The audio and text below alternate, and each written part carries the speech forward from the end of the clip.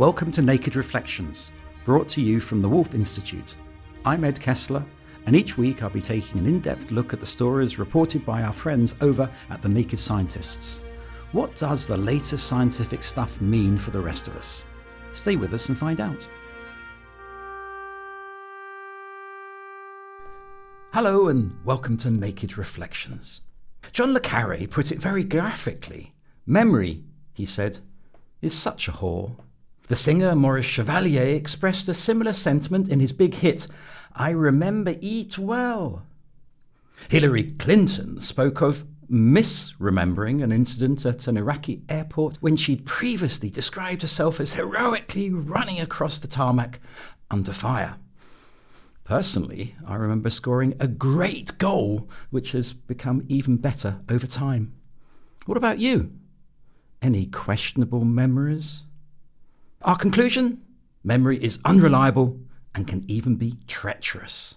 Think of all those criminal trials where two witnesses recall an event in totally contradictory ways. And deceiving the court is not necessarily the motive. Deceiving oneself is as likely. So how does memory operate?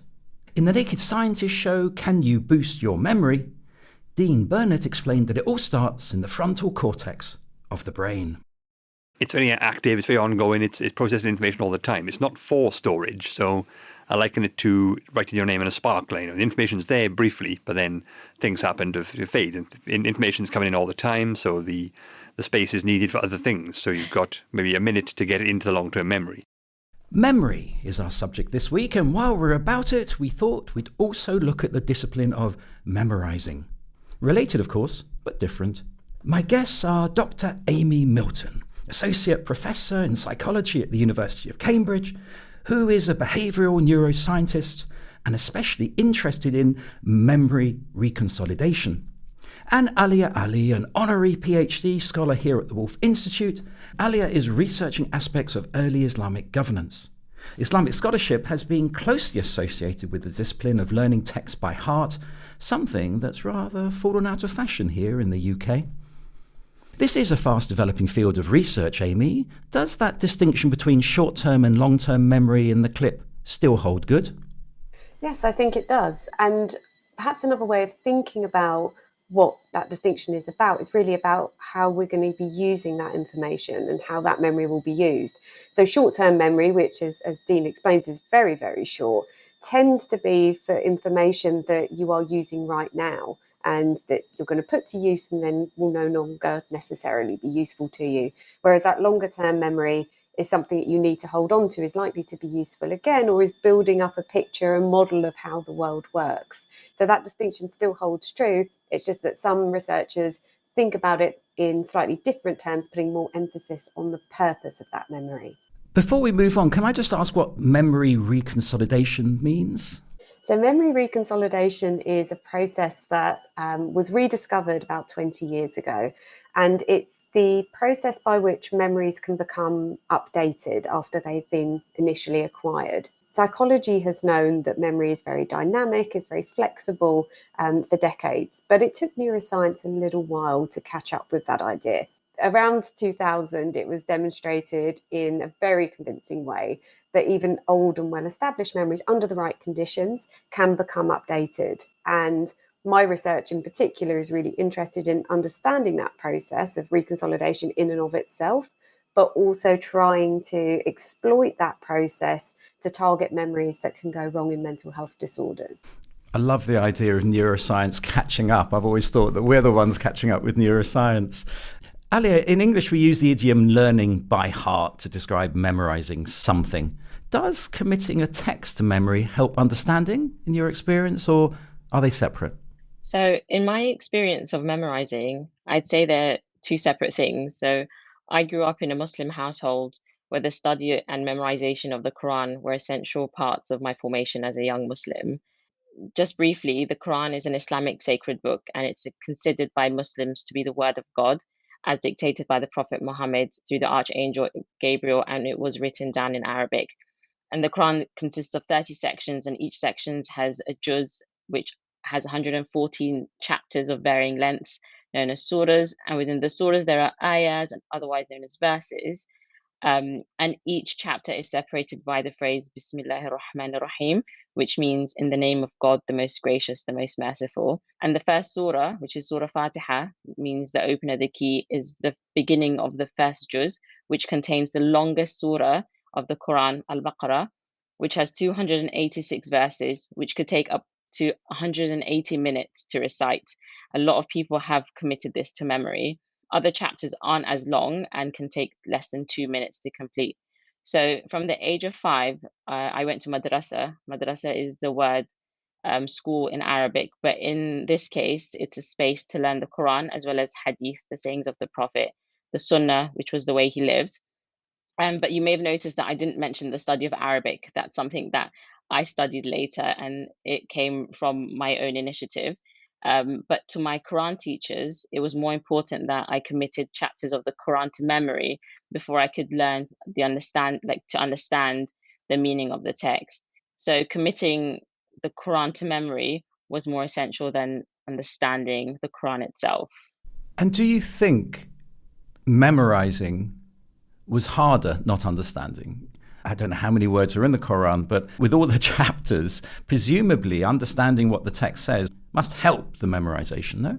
I think for Arab speakers who learnt the Quran from a young age, it was more helpful for them to learn because they understood what was going on. Before I even went to madrasa, my mum taught me the Quran at home and we would repeat over and over again. But that's the way I learnt it. And I think now when I do go back to the Quran and I try to commit some parts to memory, it is more helpful now that I understand the stories that are attached behind it and I appreciate it a lot more. Amy, what would you say about this differentiation between remembering something and remembering a lot of text and understanding the text? Is there a connection between the two or not? For a start, I think that's amazing that you were able to do that. My own memory is dreadful. I'm also really interested to know actually whether sort of understanding the meaning presumably is helpful in some respects, but I wonder, do you find where you understand the meaning that you get the specifics of the phrasing is harder to remember? Do you find you're remembering the gist of what was said and the meaning, but not necessarily the specifics? I think in some cases that is quite accurate because it's so important in the Quran that you recite every single letter correctly. I would commit it to memory before I even try to understand what it was saying, just so that I don't get it wrong, because getting a verse wrong is really frowned upon. And because Arabic is such a dynamic language, any small change in an accent can change the meaning of the whole verse itself. So there are differences in how we remember in terms of specifics and gist, and you actually see that this emerges in development as well. So there's a very nice procedure called the DRM procedure, the Dees Rodiger McDermott procedure. Essentially what you do in that procedure is you show people either a list of words or a tray of objects, but they're all related in some way. So a typical one that you might do with children is you show them, objects that you would find in a pencil case, but you'll leave out something really obvious from the list. So you might leave out the pen or you might leave out the pencil case itself. What you tend to find when you show people these objects for a period of time, you then take it away and you ask them to recall. What you find is that they are more likely to recall objects that are related to that list that weren't necessarily presented to them. And that's particularly the case for adults who are more relying on the gist of, oh, it's things I'd find in a pencil case. But younger children actually don't tend to show this behaviour quite so much. The idea being they haven't necessarily got that concept of things I would find in a pencil case that would allow them to encode that memory more efficiently. So I wonder whether you would get this sort of paradoxical effect of understanding the meaning in some ways might make it harder to recall the specifics, because when you're focusing on the specifics without the meaning, you're kind of encoding that in a different way. I studied the Quran way before I remember, but then when I started actively participating and taking it more seriously, I would read a verse, and one of the ways I would memorize it was I just remember the first letters of one verse and then just commit the pattern to memory, so that if I were to read it and there was a bit of the pattern missing, it would sound very odd to me. And repeating this over and over again just helped me commit it more to memory. I wonder, Amy, if we jump to the other end of the life cycle from a young person to an old person, whether old people who have memory problems and associated sometimes with dementia, sometimes have a facade that they appear to know something and they don't, presumably because they know the gist of the conversation, so they can speak to the sort of the general subject, but you know that they can't deal with the specific. Is there something there? So I'll preface any answer by saying that I'm not a clinician, but I think there is a difference between people who have pathologies like dementia and older adults in general. So there is this idea that actually as we get older, we do remember slightly differently and we do encode gist more than specifics. If you think about that in functional terms, actually it's a much more efficient thing to be able to remember the gist of a situation and then to reconstruct how that situation would likely have panned out, because the majority of the time you're probably going to be accurate enough. Whereas for pathology, I think there are actually changes in the brain that actually then do lead to problems in encoding and recall, and also distinguishing old from new as well. And that timeline can become quite diffuse, I think, in some of the pathologies like dementia. Yes, you're right. There's a distinction, isn't there, between the clinical illness and just the aging process. Alia, we've touched on individual memory. What role does communal memory play? Initially, when Islam was spreading, history was not written, and the texts that I study were written down 150 years after the events occurred. But in the case of the Quran, it was compiled during Uthman's time, which I believe was from 634 to 644. And when I think about the study of the Quran and Hadiths, I'd say it's quite communal. The Quran itself is used in every aspect of a Muslim's life, and specifically in prayer. A lot of Muslims pray 5 times a day. And I think the communal part comes in because Muslims are encouraged to pray together in congregation, in family homes, in mosques, in designated spaces. My father used to lead us in prayer when we were younger and still does at times. Because prayer is such an essential part of a Muslim's life and it's repeated over and over again, the act of memory or memorizing links itself to an action. So it just comes quite naturally. I hear that, and particularly in the context of liturgy and in the context of sacred scripture. But of course, communal memory is wider than that. And communities tend to remember certain things that suit them and certain things that don't suit them, I suppose, like an individual.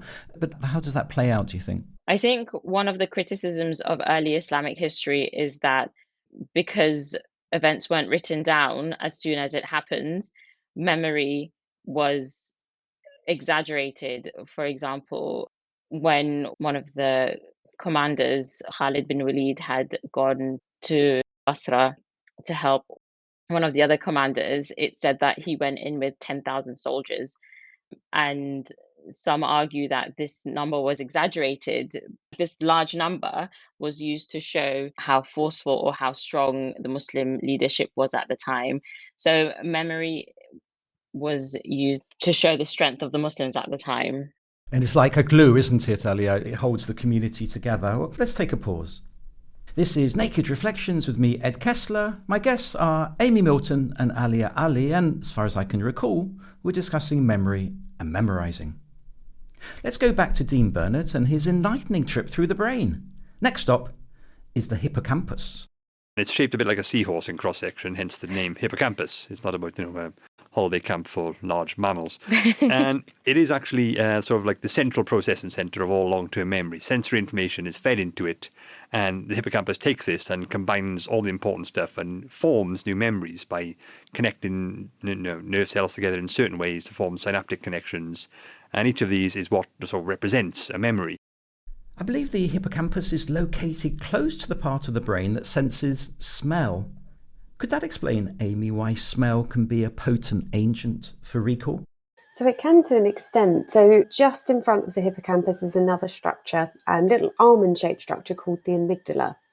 Now that's a really interesting structure because that's implicated in lots of things to do with the processing of emotion. It also receives very, very dense projections from the olfactory system. So we get lots of information about smell. And nearly all of the sensory systems, when they go to the brain, have to stop in this region, which is known as the thalamus. And it's thought the thalamus stop allows us to decide which sensory impressions we're going to pay attention to at any point in time. The connection between the olfactory system and the amygdala doesn't go through the thalamus, it's direct. So you've got a direct link to these emotional parts of the brain. And the amygdala, in turn, heavily influences the hippocampus, which is why we tend to remember events that have an emotional tone to them much better than other events. So you can see that sort of through this amygdala pathway, smell's really good at reminding us of those kind of emotional internal states that then will help us to recall memories that are more likely reliant on the hippocampus. Well, that's our scientific way into the question. How can you help us, Amy, in terms of false memory? And that's always been something that's puzzled me, because sometimes it's self-generated and sometimes it's induced by certain forms of deep analysis. But what's going on with false memory? And of course, Alia, in your work and any work when you study text, particularly religious texts, that's one of the challenges we have in terms of dealing with false memories. So the way I think to understand false memory is to take a slightly different perspective on what memory is for. So Daniel Schachter put forward this really nice idea that memory is not about remembering the past, it's about predicting the future. So if you think about memory in those terms, actually memory doesn't need to be 100% accurate. It just needs to be good enough to predict how a situation is likely to turn out in the future on the basis of your past experience. So we know that memory is dynamic, and my own work in reconsolidation speaks to this to some extent in terms of how that can actually happen in the brain. But we know that when events are recalled, if there is something slightly unexpected, so it's been recalled in a particular way, but actually the situation in front of you right now, whether that's somebody else recalling the same event or something like that, or even misinformation introduced accidentally by questions from a police officer, for example, if we're thinking about eyewitness testimony, that information can become incorporated into the memory. And the issue that you've got there is it's really difficult to distinguish the information that has come later from the information that was originally there. And in terms of confidence, in terms of vividness of recall, you can't really tease these things apart. People often describe, remembering childhood events, comparing their recall with, a sibling's recall who was also there, and they've got completely different memories of what happened, just because they've both sort of been going off in different directions in their recall for an extended period of time. But if you didn't have that comparison, you just wouldn't know. I do know that when Bukhari, who was a scholar, was compiling the hadith, the sayings and the life of the Prophet, he traveled across the Middle East and tried to compile a collection of information regarding the Prophet Muhammad's life. And he managed to compile up to 7,000 hadiths, and his book has 97 chapters. Bukhari's work is considered as one of the biggest authorities, and it's quite trusted in the Muslim community. And the reason why is because of the way he collected the hadiths itself. He followed a series of isnads, and an isnad is a way to trace who said what. So he would go back several generations until the one person who was connected to the Prophet, and he would separate them in terms of how trusted they were and their reputation in the society. And because the Arabs themselves were quite an oral community, the way they memorized things was quite scientific. What I'm hearing you saying is something that many faith communities also claim. I know Christians are concerned about the reliability of the Gospels. They're written 30, 40, 50 years after the life and death of Christ. I know that many traditional Jews are concerned about showing that biblical events really happened at a particular time. And I sometimes wonder whether those of us of faith get a bit hung up by the concerns for historical reliability, because these texts, these scriptures aren't history as we understand history. They are theological affirmations, if you like. And we sometimes get a bit too worried about the isnad or the source or whether something's historically reliable. Am I being difficult, or would you accept that?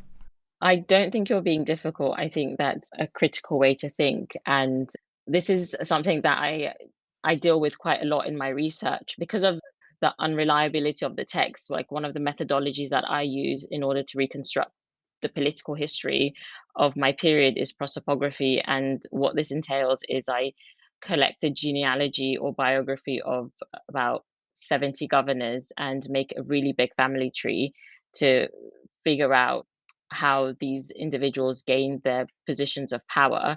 I try to look at it from more of a historical source. So if I were to use texts from Bukhari or the Quran or the Tariq, I wouldn't use it as a historical source in order for it to tell me what the history of that time period was. Rather, I would use it to fill in the gaps of the kind of history that I'm trying to understand. Yes, no, I can see that. I was thinking of Paul of Tarsus, of St. Paul. We have 7 letters. That's all that we know were written by Paul over a good, nearly 20 years. And of course, if someone took 7 of my letters over 20 years, they would find no consistency.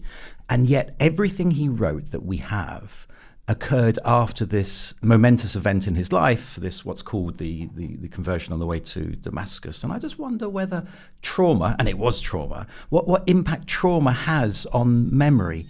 Amy, have you done any work on that? So I've done some preclinical sort of rodent work trying to model that, but I'm very interested in trauma and particularly post-traumatic stress disorder. We do know that very intense, stressful events do change the way that we remember things. In particular, there seems to be a change in the emphasis and the function of different parts of the brain supporting different memories. When we talk about memory, we often refer to memory as sort of one single thing, and we're normally referring to a particular type of memory called episodic memory, which is memory for events and what's happened and so on. Conversationally, that's normally what we mean. But actually, we know that memories come in lots of different types, and episodic and event memory is just one type of memory. Another really important type of memory, as I alluded to earlier, is this idea of emotional memory. So we know what cues in the environment mean for us in terms of being good for us or being bad for us. We know to avoid places of danger. We know to approach things that are good. Those types of memories are supported by different brain structures, and those are differentially affected by the stress and the hormones that are generated in a really stressful event. So what you find is that the emotional memory that tells you that, teaches you that particular cues are dangerous or threatening or so on, that becomes really, really good with very high levels of stress. But the memory for the event itself, the structure, the hippocampus, which is supporting that, really struggles under high levels of stress hormones. So the memory itself will change from having this very clear narrative structure with an emotional tint, which is what would happen in sort of moderate levels of stress. When you're interested and, aroused and engaged in the environment, you get sort of this nice balance of really good event memory because the emotional side is supporting the recall of that event and the storage and the recall of that event. But very high levels of trauma, what you get are these disconnected sort of flashes of narrative that don't necessarily have a clear temporal structure. So the narrative gets broken down, but the memory for those cues, the threatening cues that are associated with trauma, becomes really strong. Does muscle memory play a role here, that instinctive memory? So for muscle memory, the classic example that's often used is riding a bike, because you can know that you can ride a bike. That's a semantic memory. You may have a memory for having ridden a bike for the first time, which is an episodic memory. But what you don't have access to in this procedural or motor memory is the exact combination of muscle contractions and how you need to hold yourself exactly on the bike, how you counteract the wind blowing at you in a certain way so that you don't lose your balance, how fast you need to pedal. You clearly have learned those things, but you don't have conscious access to the content of that memory, and you can only acquire it through experience. As you were speaking, Amy, and this is for you earlier, I was thinking about that lovely idea of memory being about the future. I remember Cardinal Casper talking about memoria futuria, memory for the future. And in some ways, I think that's very helpful. And in the texts that you're studying, whether they're Quranic texts that you're reading, Alia, or your slightly later materials in terms of governance, is there something about the future in those texts that you're reading rather than the past? I think these texts were put together so that people of the future could engage with it and read it and understand what happened in the past so that they could remember events. Alia, you asked your followers on TikTok about memory and memorization of the Quran, didn't you? A few days ago, in preparation for the podcast, I thought it would be quite interesting to find out from my followers if they were Muslim or if they grew up learning the Quran, what tips they would give for anybody who wants to memorize the Quran in the future. And I had over 280 responses, and it really varied. One person responded, they said it was interesting to see Arabs and non-Arabs having different techniques of memorizing the Quran. And this goes back to Amy's point about one's understanding of Arabic and how that influences how to memorize the Quran. But then there were also some other slightly less fun ways of learning the Quran through fear, because in madrasas, sometimes they do instill some fear into the children, either through physical violence or emotional abuse. Sounds like the carrot and the stick. Yeah.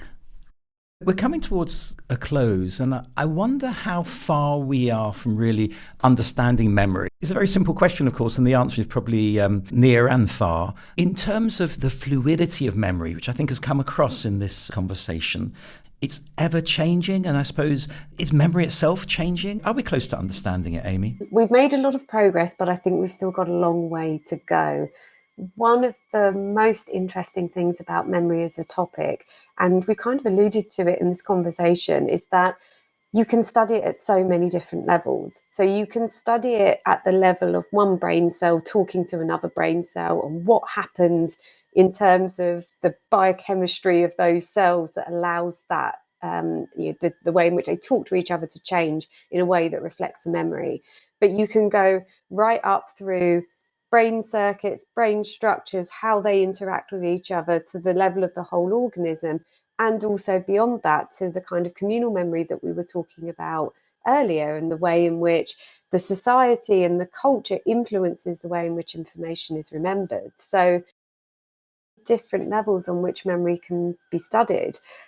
I confess that I'd nearly forgotten this podcast is only 28 minutes long, and I must bring it to a close. Thanks to my guests, Amy Milton and Alia Ali, and many thanks to you for listening. If you enjoyed the show, and I hope you did, you might want to remind yourself of some of your favourite previous editions by checking out our archive, which includes communication and conflict and much, much more. However, I wouldn't expect even the most fervent Naked Reflections fan to start memorising our output, but please do feel free to check out other podcasts from the Wolf Institute or from our friends at the Naked Scientists. I'll be back next week with more guests.